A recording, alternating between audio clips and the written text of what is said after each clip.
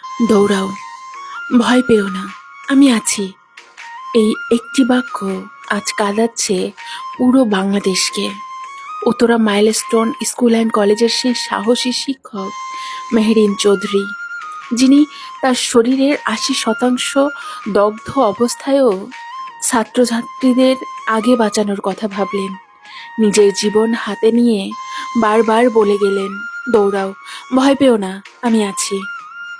ক্লাসরুমে আটকে থাকা ছাত্রছাত্রীদের নিজ হাতে বের করে আনলেন একের পর এক।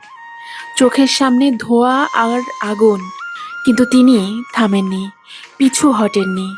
বাংলাদেশ সেনাবাহিনীর মতে তার অদম্য সাহসিকতায় ২০ জন শিশুর প্রাণ রক্ষা পেয়েছে।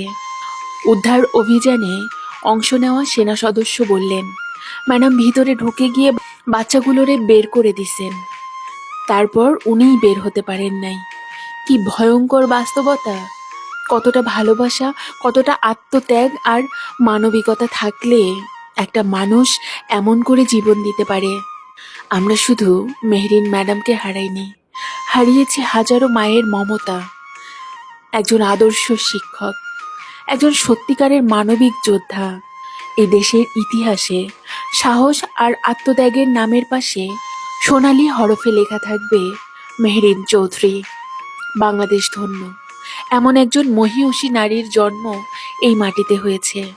শত শত সালাম সেই মা বাবার প্রতি, যাদের ঘরে জন্ম নিয়েছিল এমন এক আলোকবর্তিকা। আল্লাহর দরবারে আমাদের আকুল প্রার্থনা, মেহরিন ম্যাডামকে জান্নাতুল ফেরদাউসের সর্বোচ্চ মর্যাদা দান করুন। আজ আপনি শহীদ, আপনি অমর, আপনার সাহস আজ আমাদের আলো।